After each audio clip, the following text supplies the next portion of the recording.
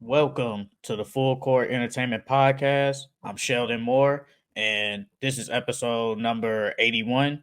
And we'll be discussing Timberwolves Nuggets semifinals preview, Western Conference semifinals preview, Lakers and Suns futures, and just looking at the rest of the playoffs and how all the other series are going on. So, first thing I'm gonna start with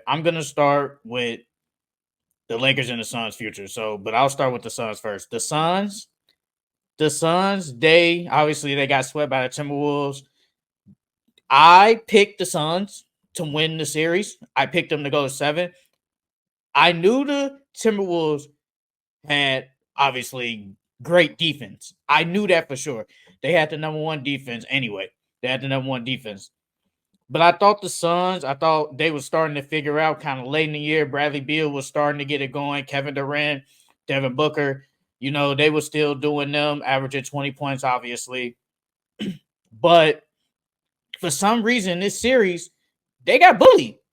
The Timberwolves bullied them. Like Ant-Man snatched their hearts away. He literally took their hearts from them.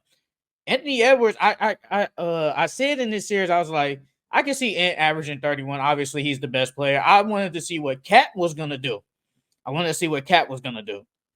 Cat played pretty good. He didn't average 20, obviously, but he really didn't have to. You did get heroics from Jaden McDaniels and Nikhil Alexander Walker in some games.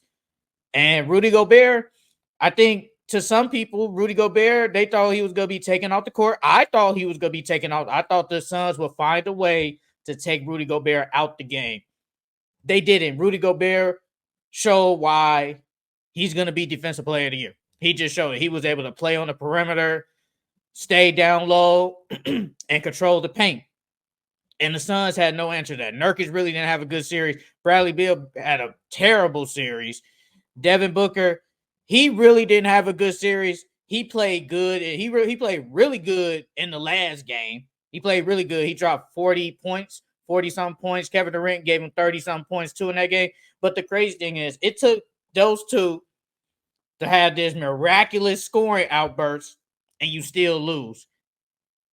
That's not good. I thought that the role players will at least be decent coming into the season. They were not good at all. You really didn't play them. And then Grayson Allen, who was probably their best role player, missed the last 2 games of the series. And he was basically your best 3-point shooter percentage-wise. And you missed him, and they didn't have him. So it's kind of hard, like, to look at the Suns. Like, they were bad. Like, no one expected a sweep. Like, I thought it would at least be competitive. I said it could go to 7. I think the Suns' firepower could do enough to make this series really good. I thought this was one of the best series in the playoffs. It probably was the worst series in the playoffs. The Suns have a lot of work to do. They don't really have cap space. You have no draft capital. No draft capital because you trade all that away to get Bradley Beal. You traded away all the draft capital to trade Chris Paul, DeAndre Ayton. So now they have decisions to make. Do you break up this big 3 super team, whatever you want to call it? Me, this is how I'm going to do it. This is what I'm going to say. Bradley Beal, I think he's going to stay because he has $50 million. He's getting $50 million for like the next 3 years, and he has a no trade clause. So he basically controls his future. They can't send him to like a team that's not good, and he's just gonna accept it. No, he's gonna gladly get paid his $50 million and probably stay in Phoenix. Now the question is, do you trade Booker or Kevin Durant? I said I would probably trade Booker, and the only reason I say I would trade Booker is because he's the youngest, and you're probably going to get you're going to get probably better trade assets for Booker.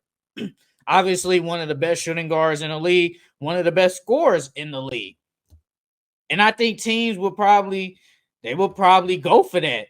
Kevin Durant, if you want to say trade Kevin Durant, that's fine. Kevin Durant, he's Kevin Durant is 35, I think. I think he's 35. He's still one. He's definitely one of the best scorers we've ever seen, and he's still one of the best scorers in the league. The problem is his age, and me personally, I don't think he should ask for a trade. You already like Kevin Durant might not say he doesn't care what people think. I think he does care what people think to an extent. You already left OKC because you thought that team wasn't good enough to win a championship. I think they could have probably won a championship with him, Russ, Serge, and all of them still there after they did lose to the Warriors. You go to Golden State, you win 2 championships, 2 finals MVPs. You did get hurt in that third year, tore your Achilles. And then you basically left that situation because you wasn't getting praise as Steph Curry. And that's understandable.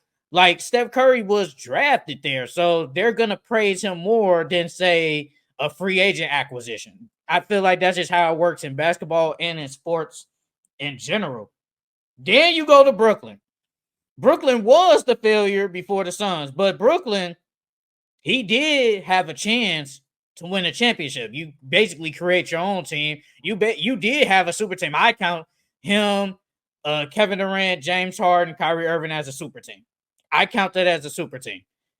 They just got hurt in the semifinals against the Bucks. James Harden hurt his hammy in basically the first 2 minutes of the game in game 1. And Kyrie, he hurt his ankle in game, I want to say 3 or 4 in Milwaukee. So basically, it was just Kevin Durant and a bunch of role players. And if it wasn't for his foot on the line, I always say this, if he hits that 3-pointer, a lot of legacies are different because they beat Milwaukee. I think they beat the Hawks in the conference finals, and I think they beat the Suns in the finals. Then you say this isn't working out. You ask for a trade to Phoenix. Now it's you, Devin Booker, DeAndre Ayton, Chris Paul. I think that's a decent team. And it's just the fact that you go to the Suns, you're on the Suns and y'all lose in the second round to the Nuggets. Now, I don't blame the Suns for trading for Bradley Beal because at that point, you see that, man, if we just had another scorer to go along with us, because we was dropping 30 bombs against the Nuggets. We had the series tied up. Yes, we did lose the series, but we had the series tied up. Chris Paul was hurt as always. DeAndre, and yes, he didn't give us nothing. But if we just had another consistent score, we probably would have won that series and probably have a chance of going far. So I don't blame management to going after Bradley Beal. Bradley Beal just didn't pan out. And the reports are saying that Frank Vogel asked for a point guard.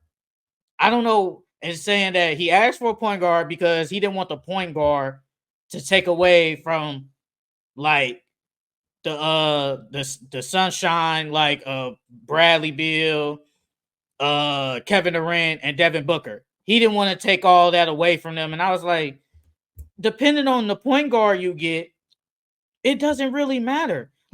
Let's just say they got a Ricky Rubio type point guard, pass first point guard who's going to play some defense to an extent. He ain't the best defender, but to some extent, if you had a point guard like that, he's not taking nothing away from them 3. He's going to actually help them get them in better situations than they had now. It was just a lot of one-on-one situations. I thought it could work.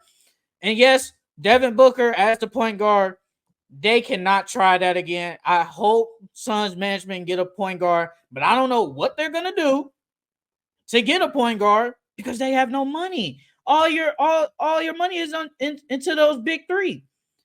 So I want to know if they do get a point guard, what type of point guard they're gonna get, and what type of point guard is gonna take less money. Because I heard Matt Ishbia, the Suns owner, he said that, I'm paraphrasing, but he thinks they should run it back and they just need to make some minor changes.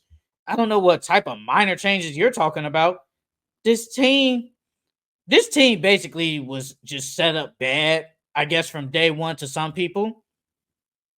I mean, for a big 3 that basically dealt with injuries all year, no cohesiveness, they still won 40-something games. All you needed was a point guard and probably have to try and get a better big.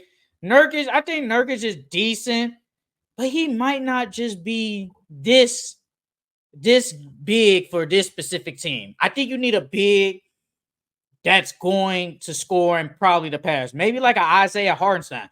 They're not going to be able to pay for him, though. He's going to get a bag after playing really good this season. But all them other role players, they will be gone. So really, they only got, I think, 4 players on the roster: Grayson Allen, Bradley Beal, Kevin Durant, and Devin Booker. I'm still going to say, like I said, Devin Booker, I think you should trade them. Now, I know he is the youngest, and he's basically reaching his prime as of right now. But I think you're going to get the most back for him, because if you trade Kevin Durant to some teams, Kevin Durant is still Kevin Durant, but do I want a 35-year-old player that probably can't impact winning like how he used to probably in Golden State and OKC? Some owners, some management might say yes, and some might say no. So that's why I'm going to give up Devin Booker. But I said it last year. I said that season was a failure, because when you trade for Kevin Durant, you're supposed to basically go far in the playoffs. And then this year was a definite failure because you just got swept. And maybe the Timberwolves are just a straight up better team. Maybe they're just a better team than the Suns. I think that, yeah, they probably just a better team. But I thought this series will be better than them getting swept. They should not got swept. They should have at least got a game. Game 4 should have been the game that y'all fight nail and say, hey man, we ain't getting swept. We gonna get a game. We gonna get a game out of this. So they should have got one. In the Suns' future right now, it's not looking good. The Kevin Durant Suns tenure is looking really bad. Now people are saying Anthony Edwards has taken the shooting guard torch from Devin Booker. Oh, I said it last year. I thought Anthony Edwards. I said it September 2022. I said Anthony Edwards, I think he's the best shooting guard in the league. And so far, I'm looking kind of right, and that's cool. But it's looking bad. Like I said, I don't think you could trade Beal. I think you trade Booker, and I think you keep Kevin Durant, and now you can get some draft picks back. Which one you trade, you can at least get probably some good role players back and some draft capital back. That's their only way, because if you run it back with this same team and still don't get a point guard, you're just going to be in the same situation you are that just happened in 2023, 2024. You're probably just going to get swept again. The Suns have a lot of decisions to make when it gets to probably June and July on who they're going to keep. I'm not going to say blow it up, but I think they should just retool this team. All right. So the Lakers, everybody knows I'm a Lakers fan. I root for the Lakers. LeBron is there. Anthony Davis, Austin Reeves, D'Angelo Russell. That stat that they showed on the broadcast is saying that the Lakers have led 141 minutes in that series. It's the truth. It's the truth. They were actually playing better than the Lakers were actually playing better than the Nuggets majority of the games. It's just when it got to the third quarter, and then when it got to the fourth, late in the fourth, we was not doing good. It's like with the Nuggets, we just left them in the game. Like, bro, there were times when we should have put the foot on the gas pedal and kept it going. In game 2, we had a 20-point lead, lost that game. We was up by 20 points. We should have won that game. AD played amazing. Game 3, up by double digit again. Once it got to the third quarter, it was over with. I think it was like they were up by like 12, and then I think that the Nuggets ended it at 4. They was only down by 4. I'm like, man, I think the Lakers is going to lose this game. And they did lose that game. Game 4, we stayed in the game the whole time, and we coasted, and we was able to get the W. Game 5, everything changed when Anthony Davis hurt his shoulder. He didn't even really score. He was basically just a decoy out there, getting rebounds, still playing good on defensive end, but offensive end, he didn't give us nothing. Now, to an extent, it's like, if you out there, you got to score and all that, but he couldn't even move his arm. So, I don't know what to say. LeBron, we're asking basically 40-year-old LeBron to carry us once again. D'Lo played decent, and D'Lo did give us that little stinker in game 3. He gave us no points. Austin Reeves, he played good. The Lakers, I'm not into the letting LeBron walk. I'm not into that because I just know how it is when it comes to these sports teams and businesses. You need like this star type player to sell tickets and bring people to the arena. Like, people want to see like LeBron James. It don't even matter that he's 39 years old. He's still playing at a high level. So I think you still bring him back. Now, if he just says, hey, I'm not coming back, hey, it is what it is. But the Lakers are going to offer him a contract. It's going to happen. They're going to offer him a contract. I see reports saying 3 years, 164. That's about 50-something million a year. I mean, LeBron, is he still worth 50 million at this rate? Probably is, but to some people, he probably isn't. You're not trading AD. D'Lo has a player option. He's probably not going to set that, especially people really don't like him. He has basically bad stinkers in the playoffs. Austin Reeves, I think we keep Austin Reeves. It's a lot of those other role players. It's like, you might have to go. Like, Rui was hit or miss in that series. Some games, it's like, okay, Rui, I see you doing something, but then next thing you know, he's not doing anything. Taurean Prince, man, I kept saying get Buddy off the court. He was doing nothing for us. Gabe Vincent didn't do anything all year. He might have to go. I think we're going to probably trade some of them. The Lakers, I'm not going to say go get another star. I think you just got to get another piece that's going to fit with Bron and James and could take the scoring load off LeBron, because LeBron should not be having to carry us for basically an 82-game season, then possibly a 16-game games for 16 more games in the playoffs. You just need another star that fits. I hear Trae Young. Trae Young, me personally, I think Trae Young actually could fit. He just don't play no defense. And we need defense. Our defense wasn't a problem. It was our offense. Our offense was inconsistent.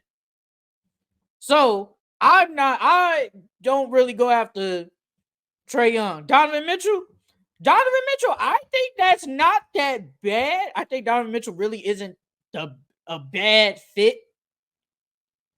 It's just, is he going to be no, he won't be the number one guy, but will he be our second guy and LeBron be the third guy? That's going to be the problem. And another thing, if you do give LeBron this contract, that's another, that now you kind of hurting yourselves with the salary cap, because we all know with the new salary cap rules, second apron, if you go over it, you're gonna get penalized for it and all that. Is it worth it? The Lakers are always about going for championships. We know that. They're all about going for championships. And to them, they probably think it's worth it. But the Lakers, they just like the Suns. They got decisions too. Do you let LeBron walk and probably rebuild? And try to get some more draft picks, because they don't have really a lot of draft capital. Oh, yeah, and I heard about the Lakers trying to draft Bronny for LeBron. I don't know about that.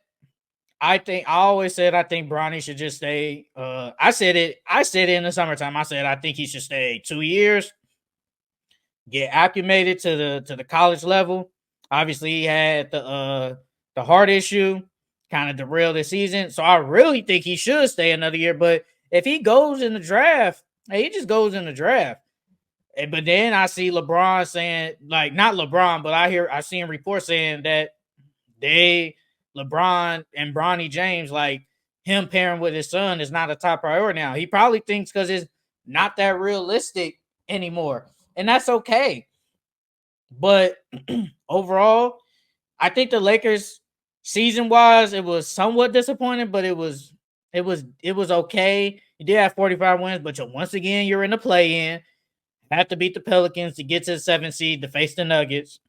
Lost in 5 games because we was on an 11-game loser streak against them. But it was okay. It was an okay season, but they had chances to win in that series, and they just couldn't. They couldn't execute down the stretch, man. And Darvin Ham, I think it's kind of a weird situation because Darvin Ham, people are throwing him under the bus. His rotations really isn't that good. I think Darvin Ham will be gone. But in my head, it's like, what other coach can you really go out there and get? Like, what other good coach, either old or young, that's gonna coach this team and make them better? I really don't know. Honestly, don't know what coach you can really go out there and get. But I think Darvin Ham is probably gonna get fired. Should he get fired? Not really, because coaching wise, he's had 2 good years. He had 2 good years. Went to the conference finals his first year. Then, did go to the playoffs again. You did have to face the Nuggets. But it's like, coaching wise, he had a good year. Like, his record wise, he had a good year. But he's most likely going to get fired, and I want to know who's the next coach going to be. But the Lakers, they have stuff they got to figure out. Is LeBron coming back? Does he want to go somewhere else? But I think he comes back. I think LeBron comes back, signs a new deal. I think he wants to stay in LA. It's Los Angeles. Why not stay there? So yeah, I think he's gonna stay there. All right. So I'm gonna preview the Timberwolves and the Nuggets. Obviously, the Timberwolves beat the Suns in the first round. Nuggets beat the Lakers in the first round. So now they're gonna face off in the semifinals. I'm going to go with the Timberwolves. The only reason I'm going with the Timberwolves is because Anthony Edwards is different. I think they have the best defense in the league. They have the players that can actually, outside the center, I think they have the players that can probably guard their man fully for like a full 48 minutes. Because I think how they're going to do it is you're going to put Anthony Edwards or Jamal Murray, and especially Jamal Murray, according to reports, he's had not an ankle, calf injury. He had a calf injury, I think. Either way, he was hurt. He was hurt. He played against us. He balled out, hit the game winner. Fine, whatever. But I think they put Anthony Edwards on him. He's probably their best perimeter defender outside of Jaden McDaniels, who's going to guard them. Jaden McDaniels is probably going to guard Michael Porter Jr. Let's see if Michael Porter Jr. can hit all those threes against the Lakers. Let's see if he can hit all those threes against the Timberwolves like he did against the Lakers, because that man averaged 22 points and was averaging 4 threes a game.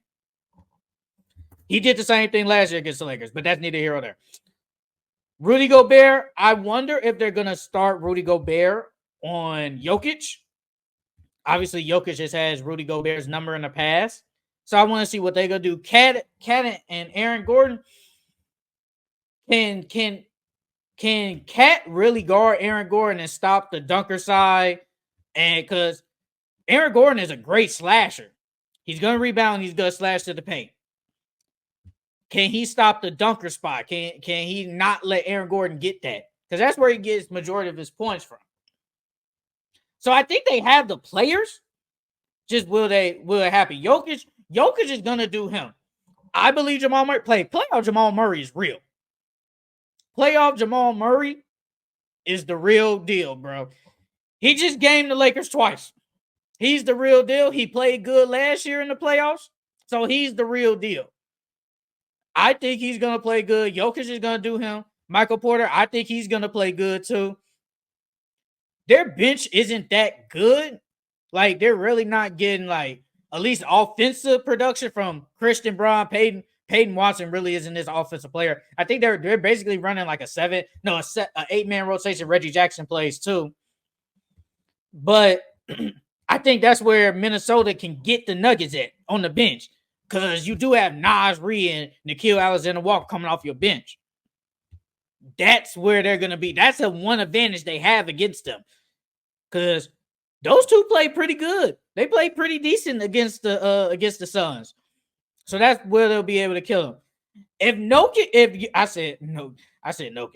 Jokic gets Rudy Gobert in foul trouble, that's gonna hurt them, bro. I'm telling you, that is gonna hurt the Timberwolves when it comes to post defense and protecting the rim.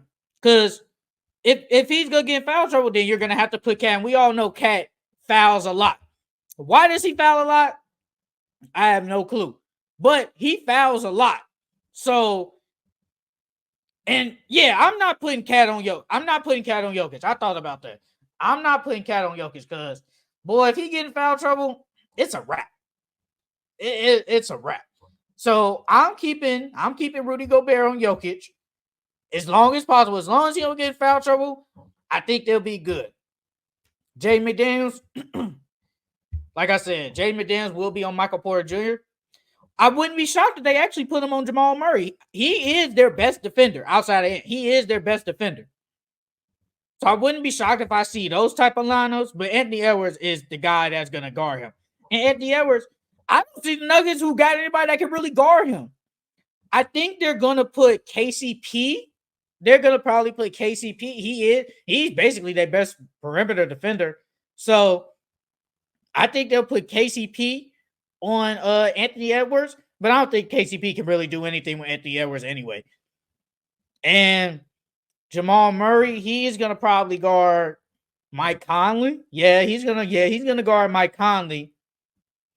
But this is actually a pretty good matchup. Last year, the Nuggets said that the Timberwolves gave them the most problems because obviously they're probably the biggest team in the league with the size, with basically the two 7-footers, the Twin Towers. So this is going to be a really good series. I have Timberwolves in 7. I think they can get a game in Denver. If I had to map out how the series goes, I would probably say Nuggets win game 1. Timberwolves kind of squeak it out in game 2. Go back 1-1 in Minnesota. Timberwolves, that crowd was crazy against the Suns. I think they can win game 3. The Nuggets win game 4. And Timberwolves, the Nuggets will win game 5. Timberwolves win game 6. And then the Timberwolves will find a way in game 7 to win. Anthony Edwards is him. They're trying to push him to become the face of the league because you see what this man is doing? He averaged 31 points. He's funny, outgoing. People love him. They're trying to push him. And I think a lot of people is really pushing Timberwolves because of Anthony Edwards. They talk about he looked like Michael Jordan. I kind of don't see it, but I kind of don't see it in the face, but people say he looked like Michael Jordan. But they're trying to push and if he finds a way to get himself to the finals this year, he might be snapped as face of the league. But this is gonna be a good series. I'm excited for it because so far this first round it hasn't really moved me. Like some of these series have gone kind of been some bad, but some are good. But the overall playoffs really hasn't moved me. I'll talk about the other series as we keep going. But yeah, this series is gonna be good. I got Timberwolves. Timberwolves at 7. I think Ant-Man's gonna do his thing. I think Cat is gonna play. I think Cat's gonna play good. Rudy Gobert, Jaden McDaniels. Hey, if they could get a Jaden McDaniels game like they did in game 2 when he had 25 points, Timberwolves can win. Because nobody expected Jaden McDaniels to drop 20 points. I don't think that's on the scouting report. I think he can do it because this year he only averaged 10 points in the regular season, but he did give them offensive production in these playoffs to an extent. He dropped 25 when Anthony Edwards had a bad game. I'm not saying he saved him, but if it wasn't for that 25-point game, we don't know what happens. The Suns probably squeak out and get that win. So if they could get a production like that from him, they got a real chance of winning. So Timberwolves in 7. They stopped the Nuggets run at almost being a dynasty because, man, if the Nuggets win another one, there's going to be some conversations. And Jokic already going to win the MVP. Then he wins another ring in the finals MVP. He's won all this in this small stretch. There's going to be some conversations. There's going to be some real conversation. And Jamal Murray, I see people saying Jamal Murray going to be in the Hall of Fame. Probably. But now, though, overall, Timberwolves and Nuggets playoff preview, I got Timberwolves in 7. All right, so when we talk about the Sixers and the Knicks, that's the next series I'm talking about. So the Sixers, they play tonight, obviously. I think they will win tonight. Maxey basically saved them. Let's just keep it a bean. Maxey carried the Sixers to a W in Madison Square Garden. He dropped 44 points. He basically scored like all the points in probably the last 2 minutes. They came back from a 6-point deficit with 28 seconds left. New York Knicks choked that game. Why is Mitchell Robinson, why is you fouling right there? I don't get that. And then Josh Hart missed the free throw. That's key because if you go about 4, they got to come down the court, hit a 3, and then it's like your mind is kind of different at that point. There's a chance he misses. New York Knicks win, move on to the second round. Nope. Then Jalen Brunson, he was not good. Like he was good, but it's like he was low-key kind of a shot chucker, if we're being honest. He was kind of a shot chucker. But Tyrese Maxey hit that shot at the end, forced overtime. Jalen Brunson, they made some bad decisions down the stretch. They was turning the ball over. I'm like, this isn't the Knicks. This isn't Jalen Brunson. This isn't them. And I was watching, bro. Joel Embiid had 9 turnovers, bro. I was like, bro. I said, this man can't pass out the double team? Because they basically was just double teaming him. And I was like, bro, why are you overly turning the ball over? I said, what are we doing? He played bad. I like Joel Embiid. He's one of my favorite players. He played bad. You can't be an MVP, top 5 player in the league, and only give me 19 points in a playoff game. You gotta play better. Yes, you're basically on a messed up leg. Let's just be honest. You're on a messed up leg. But at this point, you're out there. You got to give me something. Yes, you had triple double, 19 points, 16 rebounds, 10 assists. Cool with that. But Maxey needs you, bro. Especially tonight. He's gonna need you. We're gonna need offensive scoring punch. He's gonna need you. Both of these two are averaging 30 points per game in the playoffs. It's pretty good, honestly. The Knicks, their offense really isn't that good. Their defense is perfectly fine. I think the defense is good. There's been a lot of low scoring games, kind of in the 90s and the low hundreds. So the defense is fine. It's really their offense. And the thing I had was, are they going to be able to sustain this shooting? Because Dante DiVincenzo was heating up in like the first couple of games. He's been a no-show the last 3. Josh Hart was a 3-point marksman. Now he really can't hit threes like that no more. OG has been okay. But am I counting on OG as this consistent scorer to come along with Jalen Brunson? Me personally, no. I'm not depending on him for this consistent scoring. And this is when they miss Julius Randle, because Julius Randle will easily get you 20 points. Yes, Julius Randle was a playoff choker, but he can still He's still a better scoring option than them. Josh Hart, he's rebound god, man. I'm telling you, he's a rebounding god. He averages 12 rebounds in this series. Come on now, bro. Josh Hart is probably the best rebounding guard outside of Westbrook I've ever seen in my life. And also, I want to give credit to Miles McBride. Some games he has come out the bench and has given them production. They're probably going to do the same thing again, run a 7-man rotation. None of them is coming out the game. Jalen Brunson, he's going to play 40 plus. Josh Hart's not even coming out the game. He's not even coming out. OG, he's going to play 40 plus.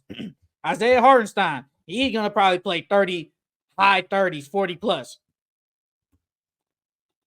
The Sixers, if they can just rebound, that's really their problem, is their rebounding.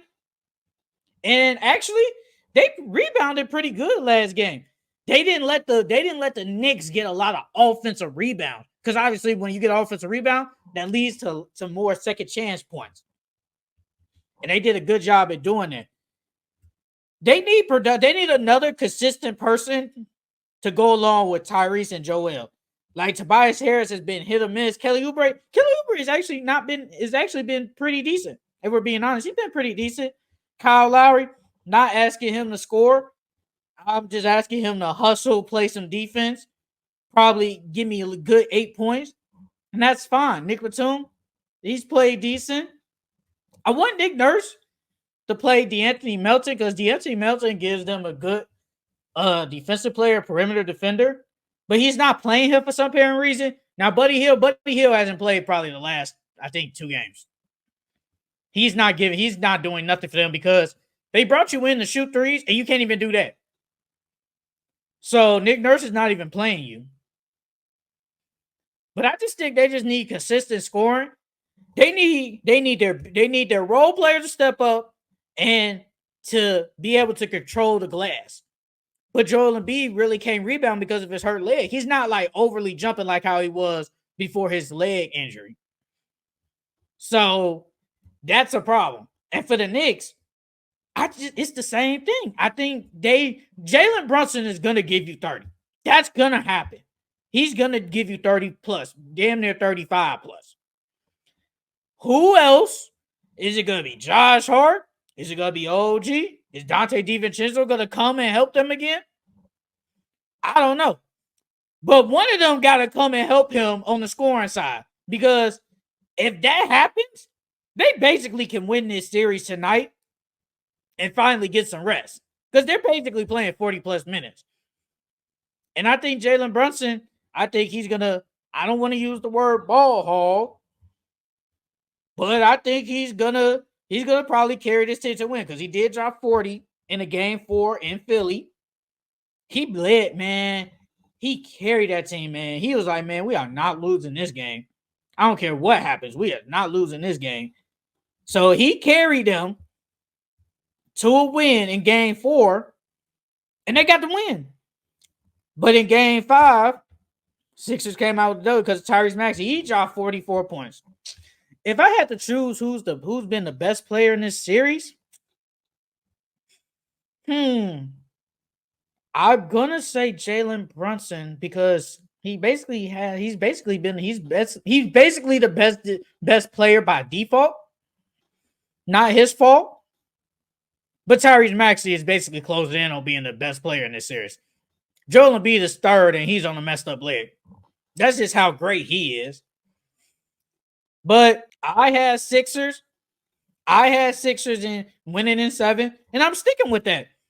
And they got a chance to get close to doing that. You go home, man. You got the Philly crowd. That Knicks, man, they better not let them Knicks people get into that arena. They better not.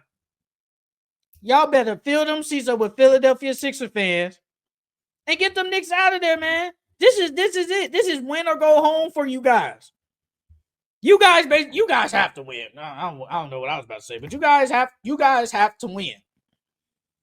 So I'm picking Philly to win this game tonight, and they will go back Saturday night into the Garden Man, if they go game 7, that Garden is gonna be packed. I'm picking the Sixers to win tonight, and if they win tonight, I'm definitely picking them in game 7 to win, and they could get to the second round. Sixers and 7, man. Joel Embiid. All right. The next series is the Mavs and the Clippers. This actually might be outside of the Knicks. The Knicks and the Sixers. This actually might be the best series, if we're being honest. The Mavs and the Clippers, they have been kind of equally matched. They did play last night. They did 30-piece them. James Harden was a no-show. Paul George was a no-show. Kawhi Leonard is hurt. Come on, man. At this, like, I know there's a reputation of you two not doing nothing in the playoffs, but you guys basically have to do something. You can't give me 7. James Harden, you can't give me 7 points, bro. You can't go 2 for 12. You just can't. Paul George, you can't give me a stinker either. You two are the best players on the team. So you can't give me stinkers. The best player in this series has been Kyrie Irving. Kyrie Irving has been really good. Luka, they saying he's sick, messed up knee, but Luka is still giving you 30 points per game. He just had 30 last night.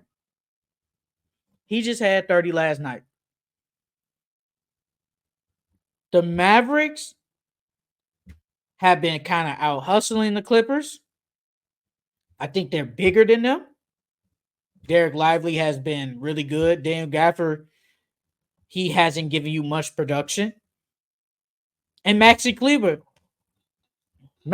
went 5 for 7 from 3 last night. 15 points. Because I knew Jason Kidd was going to go small. I knew he was going to go small. I knew that was going to happen. But the Clippers and the Mavericks and the Clippers, I think for the Clippers to win this game, you're going to have to be able to start out fast. I feel like you can't let the game be kind of close. I think you got to start out fast, like, because their 2 wins, they started out fast out the gate. They basically had double-digit leads in the first half. This wasn't the case. It was a close game throughout it. Then the Clippers just kind of fell apart. Zubac, honestly, has been really good for them. He's been really good. Norman Powell's giving them good production. Westbrook has not been good this series at all. He just hasn't, and that's factual. But obviously the key is Kyrie Irving, Luka Doncic. They're going to do them. I think the Clippers have to find a way to get them big guys off the court because those big guys are just more athletic than Zubac. Nothing against Zubac. They're just more athletic than him. So they got to find a way to get them off the court and probably go small. But then you got to control the 3, but then there's no rim protection, obviously. So then Luka be able to get to the rim at will. So it's kind of hard. I think I don't think this is gonna be long, but I still got the Clippers in 7 because I was like, if Kawhi is healthy, they they can win because they have multiple bodies to throw at Luka. And Kawhi, he came back game 2. He played okay, but then game 3, he's like, yeah, I'm just not that good and hasn't played since. And this is why you gotta depend on Paul George and James Harden. There's no Kawhi. And my my co-host, he said they're gonna have decisions to make if they do lose this series. I don't think the only decision I think they will have is do we re-sign Paul George because there were reports saying that they're hesitant to give him a max contract. And I mean, that's kind of understandable because they haven't won anything since they got to LA. It's always an injury every year. Every year, somebody gets hurt for this team. So I understand that you're debating about giving him contract extension. Kawhi Leonard, he got his money. And plus, you're going into a new arena. next year. So you gotta find a way to get household names. Like, so I think the Clippers, I think they probably will resign Paul George. I think he doesn't want to leave LA, and I think they don't want him to leave LA. I just think he probably won't get the max contract he's probably getting.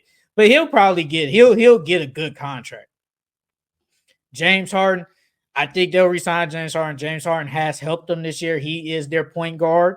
So I think they will resign him, probably not to a big contract, probably like he might like, but especially if you do lose in the first round. So I think they will resign him. It's just that you have to bring in household names for this new arena. Nothing against other players. I'm not trying to throw shade, but I don't want to go to a new arena with like some type of role players or players I never heard of. I as a fan, I don't want to do that. I want to go into. I want to see when I walk to the door and you see on like the big screen or a poster. I want to see Kawhi Leonard, Paul George, James Harden. I want to see them. Those are people I want to see, not nobody else. So I think that's what they're gonna do. The Mavericks have a chance to go back home, close this series out, and they will probably face the Oklahoma City Thunder in the second round. I won't talk about that series yet. I won't talk about that series even if it does happen or it doesn't happen. But they have a chance to close it out because I don't think they want to go back to LA. Well, actually, if they do go back to LA, they've won 2 games at LA. So I think they're comfortable saying that even if we do lose, we can go back to LA and win. We can go back to LA and potentially win again because we've done it twice. Luka has been good against the Clippers in his career. This is the 3rd time they face off, and he's played really good. He's averaged basically 30 points against them. So this isn't new, but I still got Clippers at 7 because I'm not going back on my pick. So I'm sticking with that. And I'll talk about these other series. These might not be long, but I'll talk about them. Celtics and Heat. Celtics, they were just the better team. Honestly, they were the better team. The Heat really didn't have a chance. Even if Jimmy Butler, I don't think even if Terry Rozier, Jimmy Butler was there, I don't think they still would win. Now, would it be more competitive than it is than I saw this? Bruh, they said in their average wins, they only trail 54 seconds, and their average margin of victory was 20 plus points. The Heat didn't stand a chance, bro. And it's okay. This was a setback. Jimmy Butler got hurt in the play-in game against the Sixers. Injuries happen. But, I mean, the Celtics, they're the better team. They did lose Porzingis. They did lose him. And now they're saying they expect him to come back to the conference finals if the Celtics reach there. I think the Celtics, whoever they face between the Cavs and Magic, I think they can still beat them. I think it's just going to be harder now because you basically just lost your best big man. And they need that Cavs and Magic series to go 7. I'll talk about that next. But they need that Cavs and Magic series to go 7 so they get all the rest they need. But Celtics and Heat, Celtics just the better team. You don't need Jason Tatum to go off. I think he averaged like 19 points, something like that. But I don't need him to go off when, first of all, our team is good and the Heat are just not good. So you don't need that. You don't need him to go off. But that's cool. That's okay. The Celtics are just the better team. The Heat are just not a good team. Pacers and Bucks. Pacers have a chance to end it tonight. I feel like last game was just a letdown game, honestly. I was shocked the Pacers didn't like end it, but I'm not shocked the Bucks won because you come back home. It's like at this point, there's nothing to play. We got nothing to lose. Let's win this game. They came out. Bobby Portis played good. Patrick Beverley gave them terrific minutes. Chris Middleton played good. So I'm really not shocked they won that game. I do think tonight the Pacers do win this game. I saw that Giannis and Dame are questionable now. Now this hurts. Now if they come back and play, this hurts the Pacers because they're just like, man, we could have ended them in game 5, and now their 2 best players are coming back. I think Giannis doesn't play, but I think Dame plays. But I still got the Pacers winning this game. I think they're just faster team. They're the younger team. And they're at home. I think they do win that game. Cavs and the Magic. It's funny. The Cavs and the Magic, that game has gone. That game could basically go 7. That could go 7 games. But every game was not good up until game 5. Every game was a blowout. Cavs took the first 2 games at home. The Magic took their 2 games at home, game 3 and 4, and they were all blowouts. But this series, it's like it's hard to watch because the offenses have just not been really good. Last game was the best game. It was 104-103 Cavs. I think this is gonna be a series where every team who's the home team is just gonna win. I think that's what's gonna happen. So Magic, I think they win tomorrow night, and then on Sunday the Cavs win at home. I think Donovan Mitchell comes to play. So in that series, I did pick the Cavs in 6, but I think the Cavs do win in 7. So I got the Cavs winning. I think it's just gonna come down to just the better players and the more experience. So yeah, Cavs in 7. And that is it for the Full Court Entertainment Podcast. I'm Sheldon Moore, your host. And I will see you guys. Yes, I will see you guys next week, probably. I have to see. But yes, I will see you guys next week. See y'all later.